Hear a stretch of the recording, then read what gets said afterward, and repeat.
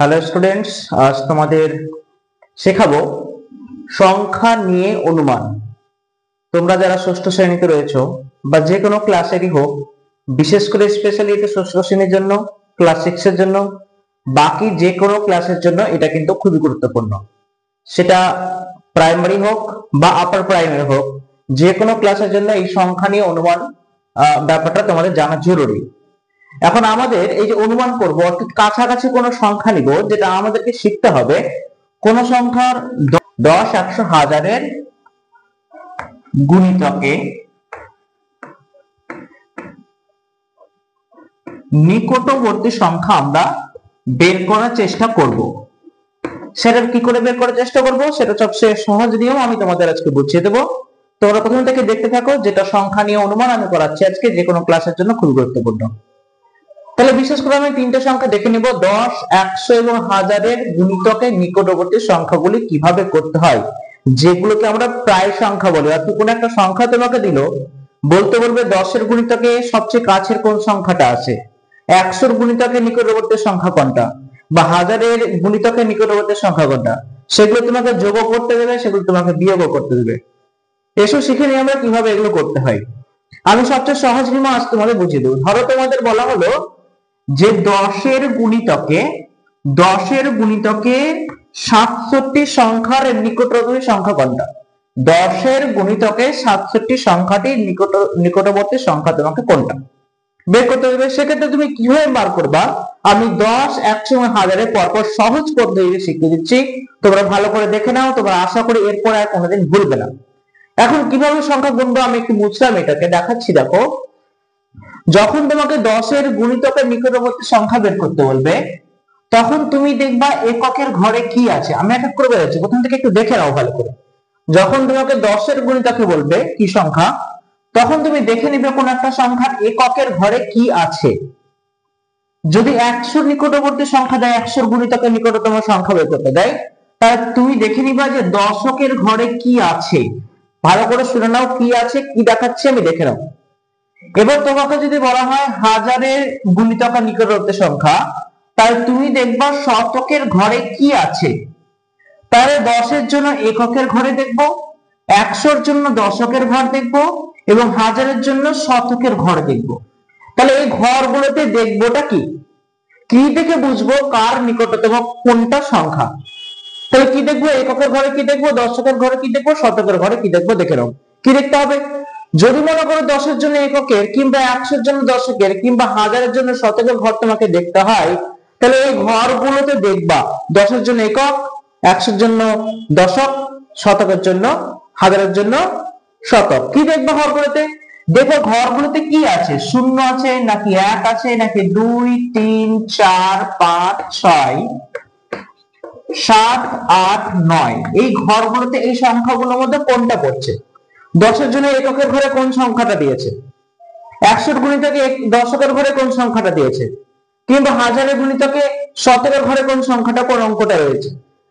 কি দেখবে, তাহলে আমি বলেছি তোমাকে, যদি দেখো দশকের গুণিতকে 10-এর গুণিতকে এককের ঘর যেটা দেখতে বললাম, যদি দেখো যে এই ঘরগুলোতে তোমার শূন্য আছে, 1 আছে, 2 আছে, 3 এবং 4 রয়েছে, যদি এই সংখ্যা বা এই অঙ্কগুলো থাকে দশকের গুণিতকে বা 10-এর গুণিতকে এককের ঘর যেটা দেখতে বললাম, সেটা দেখো যে 0, 1, 2 না 3 না 4।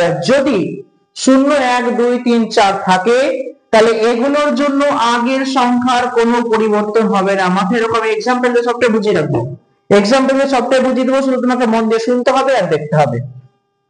তাহলে এগুলো সংখ্যা দেখে না আছে কিনা, তাহলে আগের সংখ্যার কোনো বা আগের অঙ্কের কোনো পরিবর্তন করবে না, আগের অঙ্কের পরিবর্তন হবে না,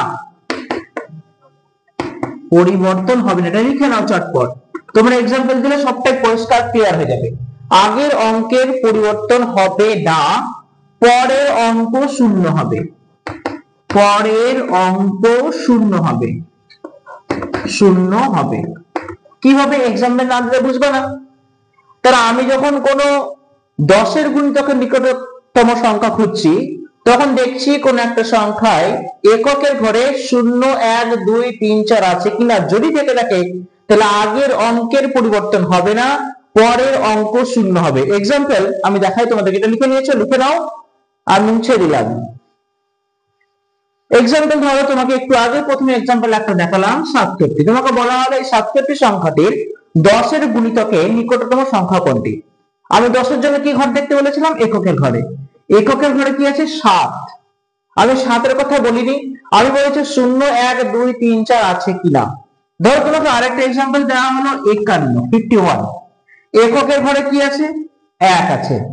যদি এককের ঘরে 1 থাকে তাহলে কি বললাম? 0 1 2 3 4 এর জন্য আগের অঙ্কের পরিবর্তন হবে না। তার মানে আগের অঙ্ক কত আছে? 5 আছে, তাহলে এটা পরিবর্তন হবে না। 5টা 5ই থাকবে কিসের জন্য? যেহেতু পরের অঙ্কটা 1। তাহলে পরের অঙ্কটা কি হবে? পরের অঙ্ক হয়ে যাবে 0। তোমাকে বলাই হলো যখন 10 এর নিকটতম 10 এর গুণিতকের নিকটতম সংখ্যা খুঁজছি তখন এককের ঘর দেখতে বলেছি, আর তখন বলেছি 0 1 2 3 4 আছে কিনা। যদি থেকে থাকে তাহলে আগের অঙ্কের কোনো পরিবর্তন হবে না। 5টা 5ই আছে, পরের অঙ্ক 0 হয়ে যাবে, একটা হয়ে গেছে 0। অর্থাৎ 51 10 এর গুণিতকের নিকটতম সংখ্যা হচ্ছে 50। ক্লিয়ার? এবার পরবর্তী পাঠে আসছি তোমাদের, দেখো এবার এটা তোমরা লিখে নাও।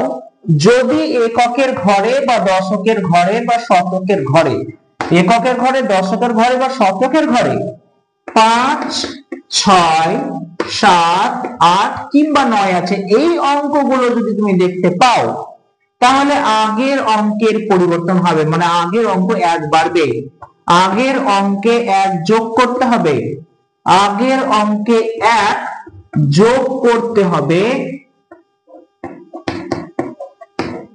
যোগ করতে হবে। আর কি হবে? পরের অঙ্ক 0 হবে। প্রত্যেক ক্ষেত্রে পরের অঙ্ক 0 হবে, পরের অঙ্ক 0 হবে। আগেরটার জন্য বললাম একক, দশক বা শতকের ঘরে যদি 0 1 2 3 4 থাকে তাহলে আগের অঙ্কের পরিবর্তন হবে না, পরের অঙ্ক 0 হবে।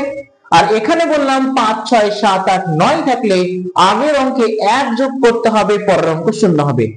অ্যাজ এক্সাম্পল আমি তোমাদের দেখাই। এবার দেখো যদি 5 6 7 8 9 থাকে তাহলে কি করবে? ধরো তোমার কাছে আছে 79, তোমাকে বলা হয়েছে 10 এর গুণিতকে পূর্ণ সংখ্যা। এখন দেখো এককের ঘরে কি আছে? 9। আমি বললাম 5 6 7 8 9 থাকলে কি হবে? আগের অঙ্ক মানে 7 পরিবর্তন হবে, 1 যোগ হবে। এটা 7 ছিল, তাই এটা হয়ে যাবে 8। অর্থাৎ এখানে 9 আছে বলে 7টা হয়ে যাবে 8, আর পরের অঙ্ক হয়ে যাবে কি? 0। তাহলে 79 এ 10 এর গুণিতকে পূর্ণ সংখ্যা হচ্ছে 80। Is it clear? ধরো তোমাকে 10 এর গুণিতক করতে বললো, 10 এর গুণিতক হয়ে গেল, এটা 100 এর গুণিতকে। ধরো তোমাকে দিয়েছে 123, তোমাকে বলা হয়েছে 10 এর গুণিতকে পূর্ণ সংখ্যা খুঁজো। তাহলে তোমার কি হবে? আমি কি বললাম? ভালো করে দেখো, এটা 3 বার করে দেখি আমরা। এটাকে দশকের ঘরে দেখি, এটাকে 100 এর গুণিতকে দেখি, এটাকে 1000 এর গুণিতকে দেখি। প্রথমে যদি আমি 10 এর গুণিতকে দেখি তাহলে এককের ঘর দেখবো 3 আছে, আগের অঙ্কের কোনো পরিবর্তন হবে না, 12টা 12ই থাকবে, পরের অঙ্ক অর্থাৎ 3টা হয়ে যাবে 0। এটা 10 এর গুণিতকে। যদি 100 এর গুণিতকে করতে বলতো তাহলে আমাকে কি করতে হতো? দশকের ঘর দেখতে হতো। তাতেও দেখছি কিন্তু 2 আছে, অর্থাৎ 5 এর বেশি নেই, তাহলে আগেরটা মানে একটা পরিবর্তন হবে না, পরের দুটো 0 হয়ে যাবে।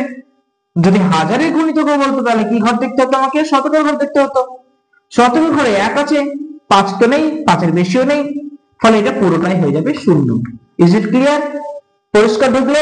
আমি আরেকটা এক্সাম্পল দিচ্ছি, দেখো এগুলো জানা খুব তোমাদের জরুরি। অলমোস্ট সংখ্যা বা প্রায় সংখ্যার ক্ষেত্রে এগুলো কিন্তু নিতে হয়। তাহলে আমি তোমাদের দেখালাম যদি একক, দশক বা শতকের ঘরে 0 1 2 3 4 থাকে তাই এগুলোর জন্য আগের অঙ্কের পরিবর্তন হয় না। যদি পরের অঙ্ক 5 6 7 8 9 থাকে তাহলে আগের অঙ্কের পরিবর্তন হবে, 1 যোগ করতে হবে, পরের অঙ্ক 0 হবে, এক্ষেত্রেও পরের অঙ্ক 0 হবে। Is it clear? এবার আমি তোমাকে একটা एग्जांपल দিচ্ছি। ধরো তোমাকে एग्जांपल একটু বড় एग्जांपल দিচ্ছি। 3486 নিলাম। এটাকে আমরা 3 বার করে দেখব। দশকের গুণিতকে করে দেখব, 100 এর গুণিতকে করে দেখব এবং 1000 এর গুণিতকে আমরা করে দেখব। Is it clear? চলো যদি দশকের গুণিতকে করে দেখি, এখানে দশকের জন্য কার ঘর দেখতে বলেছি? এককের ঘর। এককের ঘরে কত আছে? 6। আমি কি বলেছি? 5 6 7 8 থাকলে আগের অঙ্ক কি হবে? প্লাস 1 হবে। আগের অঙ্ক কত ছিল? 3 4 8 348, তাহলে এটা 1 যোগ হলে 349 হয়ে যাবে, আর পরেরটা হয়ে যাবে 0। Is it clear? পুরো পরিষ্কার? পরেরটা দেখো, যদি 100 এর গুণিতকে নিই, এটা হলো 10 এর গুণিতক, যদি 100 এর গুণিতকে নিই তাহলে আমাকে দশকের ঘর দেখতে হবে। দেখি দশকের ঘরে 8 আছে, 5 6 7 8 থাকলে 1 যোগ করতে হয়, তাহলে এখানে হচ্ছে 34 যোগ করলে হয়ে যাবে 35, 1 যোগ করলে 34 এর সঙ্গে 1 যোগ করলে হবে 35, বাকি দুটো সংখ্যার জন্য দুটো শূন্য। এবার হাজারের গুণিতকে, তোমাকে কি বলেছি হাজারের গুণিতকে শতকের ঘর দেখতে হয়। শতকের ঘরে কত আছে 4, দেখো 0 1 2 3 4 এর জন্য কোনো অঙ্কের পরিবর্তন হবে না, তিনটা তিনই থাকবে, পরের অঙ্ক তিনটে আছে, পরের অঙ্কগুলো শূন্য হয়ে যাবে। Is it clear? এবার তোমাদের আমি বইতে চলে যাব, ভালো করে বুঝে গেছো? তাহলে আজকে আমি দেখাচ্ছি সংখ্যা নিয়ে একদম সঠিক অনুমান, সংখ্যা নিয়ে যুক্তিসম্মত অনুমান তোমাদের দেখাচ্ছি। সেটা দেখালাম 10 এর গুণিতকের নিকটতম সংখ্যা, 100 এর গুণিতকের নিকটতম সংখ্যা এবং 1000 এর গুণিতকের নিকটতম সংখ্যা। তার জন্য মাথায় তুমি রেখে দাও, যদি এককের ঘরে, দশের ঘরে, শতকের ঘরে 0 1 2 3 4 থাকে তাহলে আগের অঙ্কের পরিবর্তন হবে না, পরের অঙ্কগুলো শূন্য হবে। যদি একক, দশক, শতকের ঘরে 5 6 7 8 9 থাকে তাহলে আগের অঙ্কে 1 যোগ হবে, পরের অঙ্কগুলো শূন্য হবে। Is it clear? আশা করি পরিষ্কার বুঝতে পেরেছো। শুধু মাথায় রাখবা 10 এর জন্য এককের ঘর, শতকের জন্য 100 এর জন্য দশকের ঘর এবং 1000 এর জন্য শতকের ঘর তোমাকে দেখতে হবে। Is it clear? আশা করি বুঝতে পেরেছো। যদি না বুঝতে পারো আমাদের কমেন্ট বক্সে কমেন্টে জানাও, আমি তোমাদের আবারও বুঝিয়ে দিব, কোনো সমস্যা নেই। অতএব নিশ্চয় শিখতে পেরেছো। ভালো লাগলে অবশ্যই লাইক, শেয়ার, সাবস্ক্রাইব করে দাও। আমি তোমাদের এবার বইয়ের মেইন পার্টে চলে যাব। Thank you so much.